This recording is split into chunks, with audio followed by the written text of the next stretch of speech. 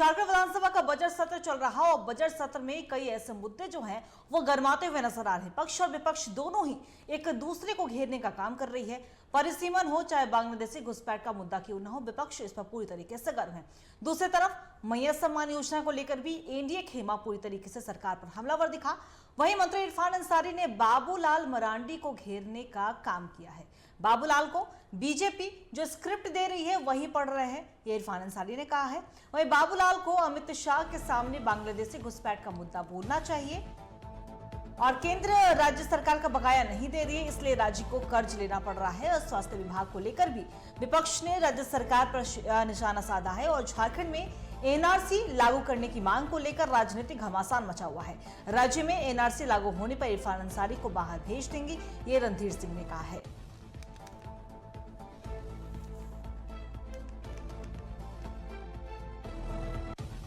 पत्रकारों के लिए प्रेस प्रोटेक्शन एक्ट लागू करने की भी मांग उठाई है।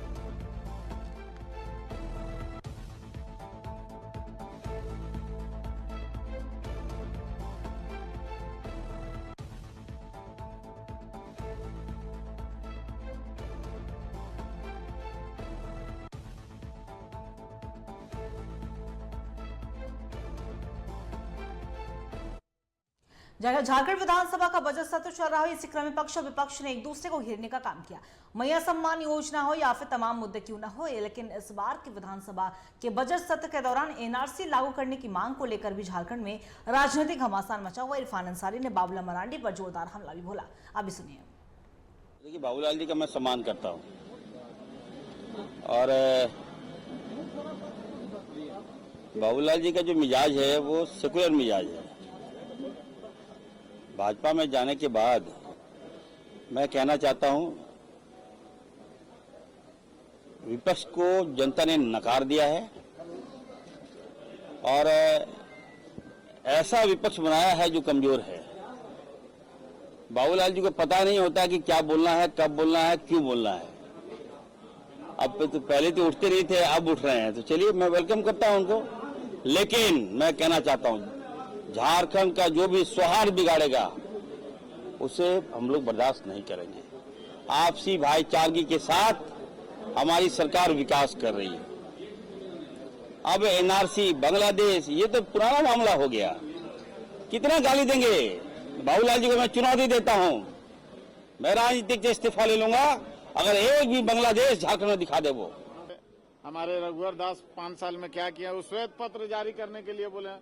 श्वेत पत्र दोनों का जारी कर दे, 5-5 साल दोनों चला है, दोनों का जारी हो जाएगा, दूध का दूध, पानी पानी हो जाएगा। धन्यवाद। एक सवाल है कि एक तरफ राज्य सरकार 1,45,000 करोड़ का बजट लाते हुए दूसरी तरफ आरबीआई से लोन लेने जा रही है 1,15,000। बजट आप ला रहे हैं तो सरकार अपना आमदनी भी दिखाना चाहिए। लोन वाला बजट हमको लोग को समझ में नहीं आ रहा।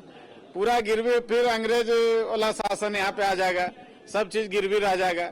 इसलिए सरकार से आग्रह, पहले कमीनी का व्यवस्था। और इसी खबर पे और भी ज्यादा जानकारी के लिए हमारे सहयोगी चित्रंजन हमारे साथ लाइव बने हुए, उनका रुख करेंगे। चित्रंजन, देखिए झारखंड विधानसभा की कार्यवाही चल रही है और इस क्रम में कई ऐसे मुद्दे हैं जिसे लेकर सरकार हमलावर है। पहले परिसीमन का मुद्दा उठा, मैया सम्मान योजना को लेकर लगातार राज्य सरकार पर विपक्ष हमलावर है।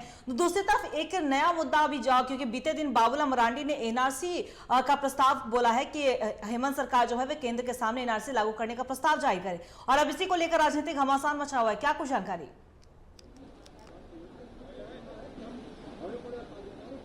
बिल्कुल, देखिए झारखंड विधानसभा का बजट सत्र चल रहा है और बजट सत्र में अगर आज की बात की जाए तो देखिए आज जल संसाधन विभाग पर अनुदान मांग पर चर्चा की गई और साथ ही साथ अगर बात की जाए तो आज देखिए राज्य सरकार ने आरबीआई से गुहार लगाए, पत्र लिखा है कि 15 जो है कर्ज को लेकर गुहार लगाई। इसको लेकर भी घमासान रहा कि जो राज्य सरकार को जो पैसे मिल रहे हैं, जो विभागों को पैसे मिल रहे हैं, वो पैसे खर्च नहीं कर पा रही, लेकिन अलग से पैसे लिए जा रहे हैं। जहां तक आपने जिक्र किया परिसीमन का, सरना कोट का, देखिए कल बाबूलाल मरांडी ने इस सदन में कहा था कि परिसीमन होने पर आज जो ट्राइबल सीटें वो नहीं घटनी चाहिए। इस पर सत्ता पक्ष और विपक्ष सबको एक साथ आना चाहिए ताकि ट्राइबल सीटें ना घटे। जहां तक परिसीमन की बात है तो देखिए परिसीमन को लेकर सभी माननीय विधायकों की अपनी अपनी अलग एक राय है कि परिसीमन होना चाहिए। वहीं जेएमएम का कहना है कि अगर परिसीमन लागू होता है, परिसीमन